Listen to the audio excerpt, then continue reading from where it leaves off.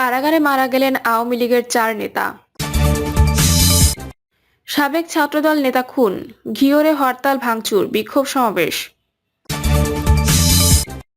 জানাবো বিএনপি নেতাকে কেরানীগঞ্জে খুন, ১০ দিনেও মামলা করেনি কেউ। জানাবো হাসিনার বিচারে চাই ঐক্য, ফ্যাসিস্টদের বিচারের আগে নির্বাচন হবে না। এবং সর্বশেষ জানাবো মাফিয়া চক্র চৌশিকের সম্পত্তি দখল করেছিল, বললেন চৌশিক মেয়র শাহাদাত। শুনছিলেন সংবাদ শিরোনাম, এবারে বিস্তারিত। কারাগারে মারা গেলেন আওয়ামী লীগের ৪ নেতা। বাংলাদেশের উত্তরাঞ্চলীয় জেলা বগুড়ায় ১১ নভেম্বরের পর থেকে গত ১ মাসে কারাগারে আটক থাকা অবস্থায় অন্তত ৪ জন আওয়ামী লীগ নেতা মারা গেলেন। নাশকতা কিংবা হত্যা মামলার আসামি হিসেবে তাদের আটক করা হয়েছিল। হার্ট অ্যাটাক কিংবা অন্য অসুস্থতায় এদের মৃত্যু হয়েছে বলে কর্তৃপক্ষ বললেও নিহতদের একজনের সন্তান বিবিসিকে বলেছেন তার বাবা কখনোই হৃদরোগে আক্রান্ত ছিলেন না এবং কারাগারে যখন তারা সাক্ষাৎ করতে গিয়েছিলেন তখনও কোনো অসুস্থতার কথা তার বাবা তাদের জানাননি। কারাগারে আটক অবস্থায় মারা যাওয়া আরও দুজনের পরিবারের সদস্যদের সাথে যোগাযোগ করা হলেও তারা এ বিষয়ে মন্তব্য করতে রাজি হয়নি। তবে আওয়ামী লীগ বলছে এগুলো পরিকল্পিত হত্যাকাণ্ড।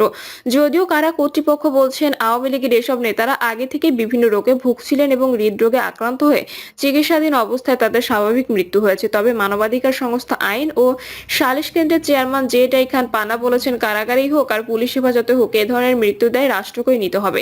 আইন ও সালিশ কেন্দ্রের তথ্য অনুযায়ী এবছরের জানুয়ারি থেকে নভেম্বর মাস পর্যন্ত কারাগারের হেফাজতে থাকা অবস্থায় মৃত্যু হয়েছে ৬২ জনের।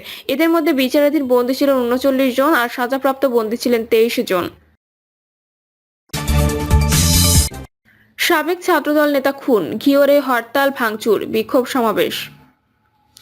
ঘিওরে প্রবাস ফেরত উপজেলা ছাত্রদলের সাবেক সাধারণ সম্পাদক লাবলু আহমেদকে প্রকাশ্যে কুপিয়ে হত্যার ঘটনায় উত্তেজনা বিরাজ করেছে। ঘটনার প্রতিবাদে সকাল সন্ধ্যা হরতাল পালন করেছে এলাকাবাসী। হরতালে ঘিওর উপজেলা সদরের দোকানপাট বন্ধ ছিল।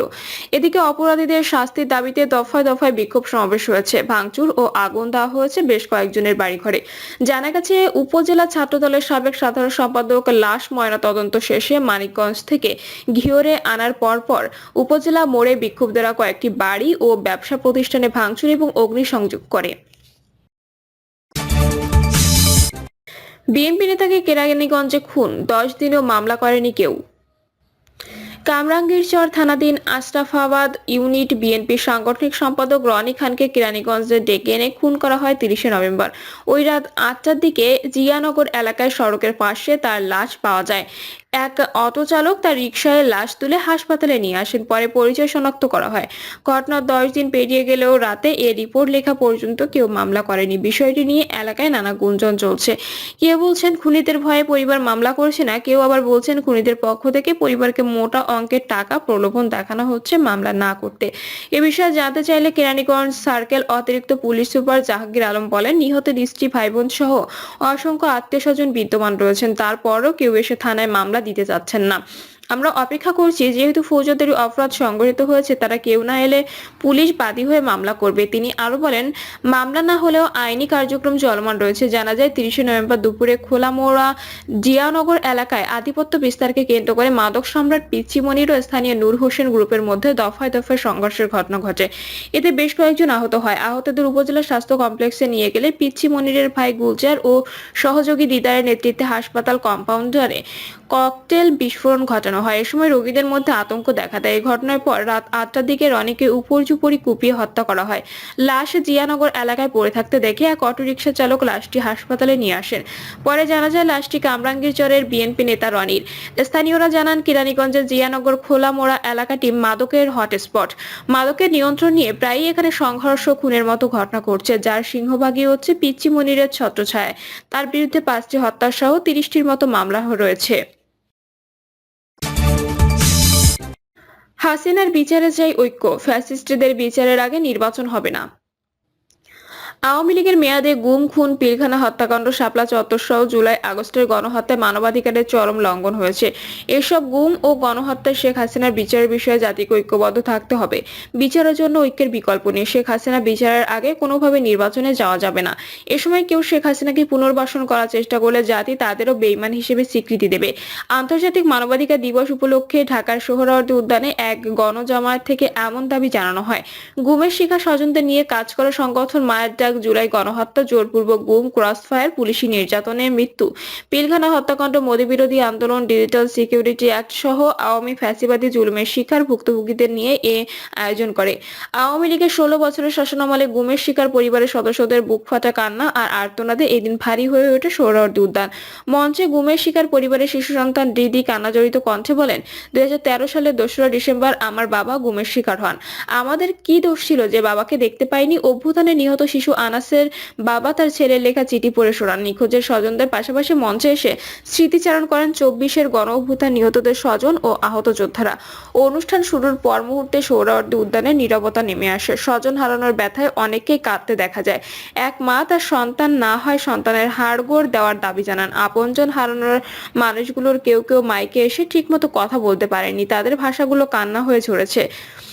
সেই ব্যথা ছড়িয়ে পড়েছে উদ্যান জুড়ে। কান্নাচাপা কণ্ঠে মুষ্টিবদ্ধ হাত শূন্যে ছুড়ে দাবি জানিয়েছে বিচার চাই। খুন, অপহরণ, গুমের জন্য দায়ী স্বৈরাচার শেখ হাসিনাকে দেশে ফিরিয়ে এনে বিচার করতে হবে।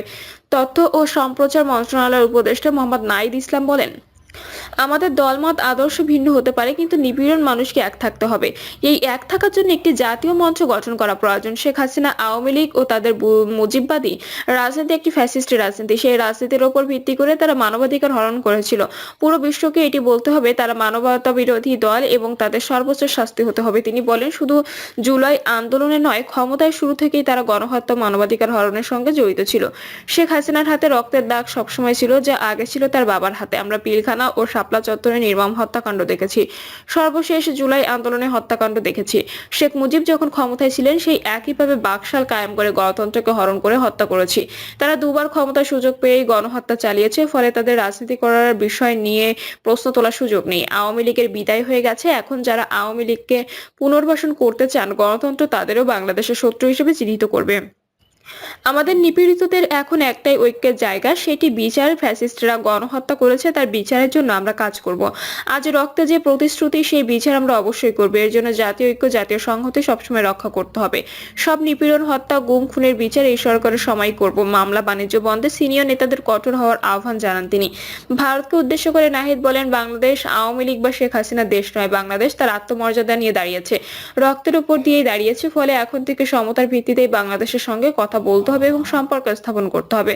যদি মনে করেন সীমান্তে বাংলাদেশে হত্যা করে চাপ তৈরি করবেন, তাহলে ভুল ভাবছেন। সীমান্ত সুরক্ষা করতে হলে আমরা এখানেই ছুটে যাব। বাংলাদেশকে নিয়ে অপপ্রচার বন্ধের আহ্বান জানান উপদেষ্টা নাহিদ। বলেন, হিন্দু মুসলমান এক হয়ে লড়াই করেছি। অনেক সংখ্যালঘু শেখ হাসিনার বাহিনীর হাতে শহীদ হয়েছেন, তাদের সম্পদ দখল হয়েছে। অথচ ভারত তখন আওয়ামী লীগকে কিছুই বলেনি। এই দেশ, এই মাটি আমাদের। ফলে আমাদের একসঙ্গে ঐক্যবদ্ধভাবে বেঁচে থাকতে হবে, লড়াই করতে হবে। তিনি ফিলিস্তিন সহ বিভিন্ন দেশে মানবাধিকার হরণের নিন্দা জানিয়ে দেশবাসীকে নির্যাতিত দেশটির পক্ষে দাঁড়ানোর আহ্বান জানান। গণজামায়াতে তারেক রহমানের লিখিত বক্তব্য পাঠ করে শোনান ইশরাক হোসেন। লিখিত বক্তব্যে গুম, খুন, পুলিশ হেফাজতে মৃত্যু, বিডিআর হত্যাকাণ্ড, শাপলা চত্বরে হেফাজতের নেতাকর্মী হত্যাকাণ্ডের ঘটনায় সহমর্মিতা প্রকাশ করে জড়িতদের বিচার দাবি করেন। ন্যায় বিচার ভিত্তিতে আগামীর বাংলাদেশ পরিচালিত হবে বলে মন্তব্য করেন। মির্জা ফখরুল ইসলাম আলমগীর এক ভিডিও বার্তায় গুম, খুনের বিচার সহ জুলাই আগস্টের হত্যাকাণ্ড জড়িতদের বিচার দাবি করেন। জামায়াত ইসলামের সেক্রেটারি জেনারেল মিয়া গোলাম পরোয়ার বলেন, সব গুম খুনের মাস্টার শেখ হাসিনার বিচার করতে হবে। গত 16 বছর জাতীয় মানবাধিকার কমিশন কি করেছে সেই প্রশ্ন তুলেছেন। প্রশাসন থেকে স্বৈরাচারের দোসরদের সরিয়ে দেওয়া ছাড়া সুষ্ঠু নির্বাচন হবে না বলে মন্তব্য করেন। হাসনাত আব্দুল্লাহ বলেন, জনগণের টাকায় কেনা গুলি কারা ব্যবহার করেছে, পুলিশকে কারা ব্যবহার করেছে সেটি বের করতে হবে। ফ্যাসিবাদের আমলে আলেমদের জেলে নেওয়ার সময় কোমরে রশি বাঁধা থাকতো, অথচ আজকে যাদের হাতে 2000 শহীদের রক্তের দাগ, তারা জেল থেকে বের হলে মনে হয় শ্বশুর বাড়িতে পিকনিক করতে এসেছেন। আমরা খবর পেয়েছি ক্যান্টনমেন্টগুলোতে জেলখানায় ব্যাডমিন্টন খেলার আয়োজন করা হয়। তিনি বলেন, অনেক রাজনৈতিক দল ক্ষমতার লোভে আওয়ামী লীগকে মাফ করে দেওয়ার আলাপ তুলেছে। আপনারা যদি মনে করেন শহীদের রক্তের উপর দিয়ে সংসদে যাবেন, তাহলে আপনারা জাতীয় বেঈমান হিসেবে স্বীকৃত হবেন। সার্জিস আলম বলেন, গত 16 বছর শেখ হাসিনা পুলিশ বাহিনীকে শুধু টিস্যুর মতো ব্যবহার করেছে। এখনো যদি কেউ আপনাদের পোশাক ব্যবহার করে, তাহলে আস্থা করে নিক্ষিপ্ত হতে হবে। ভারতের এজেন্ট বা দালালদের কোনো চেষ্টা যেন সফল না হয় সে বিষয়ে সজাগ থাকার জন্য সেনাবাহিনীর প্রতি আহ্বান জানান তিনি। বলেন, ভারতের সঙ্গে আওয়ামী লীগের যে সম্পর্ক ছিল সেই সম্পর্ক আর হবে না। বৈষম্য বিরোধী ছাত্র আন্দোলনের সদস্য সচিব আরিফ সোহেল বলেন, মৌলবাদী সহ বিভিন্ন রাজনৈতিক দলের ট্যাগ লাগিয়ে হাজার হাজার মানুষকে গুম খুন করা হচ্ছে। সেই সময় কবি, সাহিত্যিক, বুদ্ধিজীবী সহ হাতে গোনা কয়েকজন ছাড়া সবাই চুপ ছিলেন। পুলিশ ও বিচার ব্যবস্থা এমনভাবে তৈরি হোক যেন আর কোনো মানুষ গুমের শিকার না হয়। জাতীয় নাগরিক কমিটির সদস্য সচিব আক্তার হোসেন বলেন, ছাত্রলীগ বিশ্ববিদ্যালয়ের হলগুলোকে টর্চার সেল বানিয়েছে। ছাত্রলীগের বিচার করতে হবে। কারাগারে থাকা বিডিআর বিদ্রোহের মামলায় নিরপরাধ মানুষের মুক্তি দাবি করেন। সামান্তা শারমিন বলেন, জুলাইয়ের ঘটনার শহীদ ও আহত হওয়ার পেছনে যাদের হাত আছে সবাইকে বিচারের আওতায় আনতে হবে। শেখ হাসিনাকে বাংলাদেশে ফিরিয়ে এনে বিচার করতে হবে। নাসির উদ্দিন পাটোয়ারি বলেন, বাংলাদেশের শহীদের রক্তের ওপর দাঁড়িয়ে আওয়ামী লীগের আর পুনর্বাসন হবে না। শেখ হাসিনার বিচারের আগে নাগরিক পরিষদের পক্ষ থেকে নির্বাচন হতে দেওয়া হবে না। মানবাধিকার কর্মী নূর খান লিটন বলেন, আওয়ামী লীগের সময়ে অনেকে গুম খুনের শিকার হয়েছে।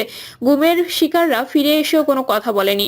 আয়নাঘরের নামে মানুষকে মাত্র 3.25 ফিট জায়গার মধ্যে দিনের পর দিন বন্দি করে রাখা হয়েছে। সেই বদ্ধ কুঠুরিতে গিয়ে দেখা গেছে I love my country, I love my family, এমনকি সেখানে কুরআন শরীফের সূরাও লেখা আছে। গুম তদন্ত কমিশন যথাযথভাবে দায়িত্ব পালন করছে।